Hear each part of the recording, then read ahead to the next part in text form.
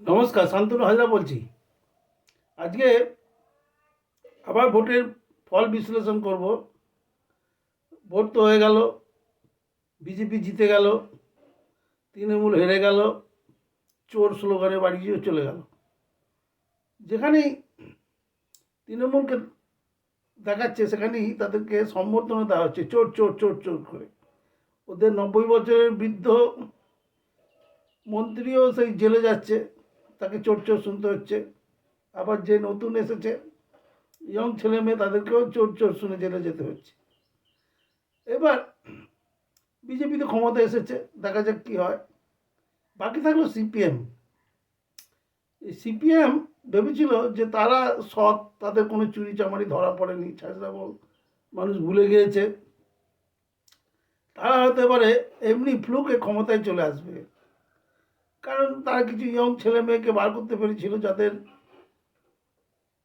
পরিচ্ছন্ন ভাবমূর্তি ছিল এবং তাদের ক্ষমতা ছিল, সাহস ছিল।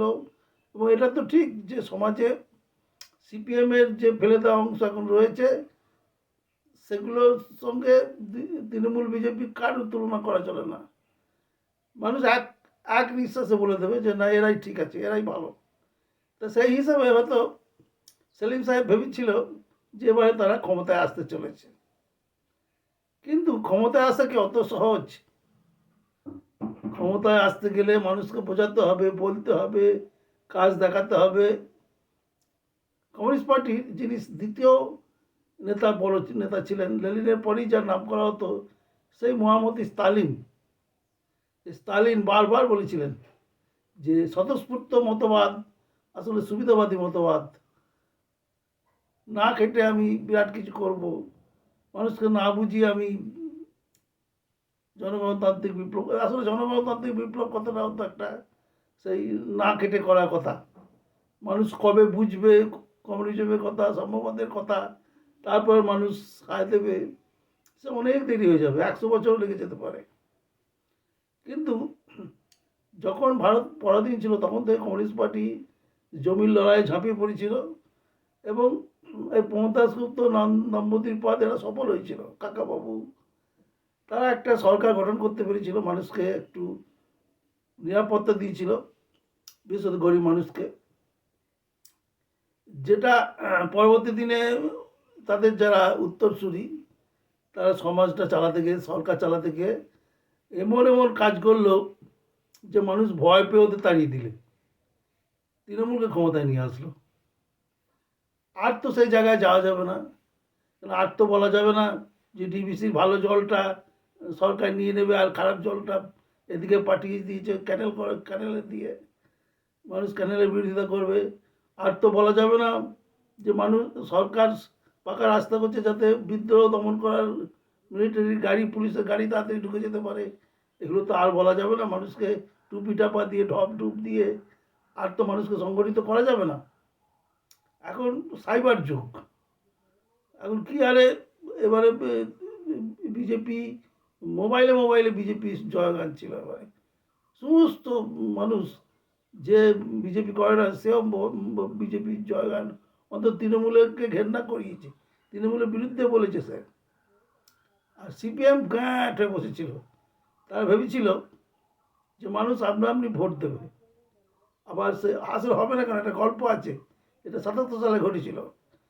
ইন্দিরা গান্ধী মেয়েদের তক্তা ফাটিয়ে দিয়েছিল। ইন্দিরা গান্ধী এই কমিউনিস্ট পার্টি একদম দেখতে পারতো না। যদি আরও গল্প আছে সেগুলো এই অবসরে না বলাই ভালো। তো 77 সালে হঠাৎই ইন্দিরা গান্ধীর পতন ঘটে। রাজনারায়ণ ইন্দিরা গান্ধীকে ব্যক্তিগতভাবে হারিয়ে দেন। এছাড়া সারা ভারতে কংগ্রেস হারতে শুরু করে। তো স্বাভাবিকভাবে এখানে তখন বিরোধী, কংগ্রেস বিরোধী দল বলতে সিপিএম, অস্তমিত সিপিএম, ঘুমন্ত সিপিএম। সিপিএমের যা কিছু কাণ্ড কারণ সব 70 সালে আগে হয়ে গেছে। তো সিপিএম চুপ করে বসছিল পশ্চিমবঙ্গে। সেই সময় দেখা গেল ভোট হলো, সিপিএম জনতা পার্টির কাছে চাইল 180টা সিট। তা জনতা পার্টি বলেছিল যে 130টা নাও, বাকিগুলো আমাদের দাও।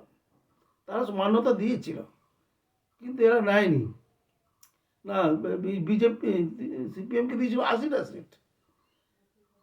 তো সিপিএম বলছে না, আমাদের 120টা সিট দিতে হবে। এইভাবে তাদের নেগোসিয়েশনটা ভেঙে যায় এবং যে যার নিজের মতো লড়তে শুরু করে। সেক্ষেত্রে দেখা গেল ভোটের রেজাল্ট সিপিএমের পক্ষে চলে গেল।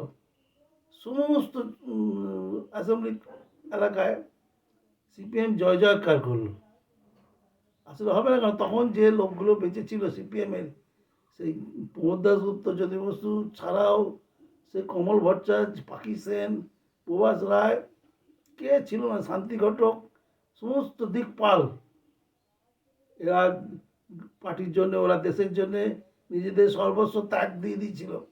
এদেরকে দেখে মানুষ ভোট দিয়ে দিল এবং 78 সালে যেই লোকসভা বিধানসভা হলো, সিপিএমের জয় জয়কার, মানে বামফ্রন্ট প্রতিষ্ঠা হলো রাতারাতি। সেই যুক্তফ্রন্ট ভেঙে বললো এই বামপন্থী দলগুলোই থাকবে, এই একটা ফ্রন্ট গঠন হলো বামফ্রন্ট। সে বামফ্রন্ট হলো, জ্যোতি বসু মুখ্যমন্ত্রী হলেন, সে রেকর্ড টাইম কাটালেন।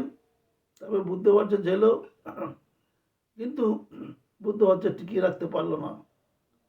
তা সেলিম সাহেব ভেবেছিলেন আবার সেরকম কিছু একটা হবে, ফ্লুক হলো না। সেলিম সাহেব, আপনার দূরদর্শিতা, আপনার জীবনের যে যে স্বার্থত্যাগ বা জীবনের যে ইডিওলজি, সেটা জ্যোতি বসুর সঙ্গে মিলল না।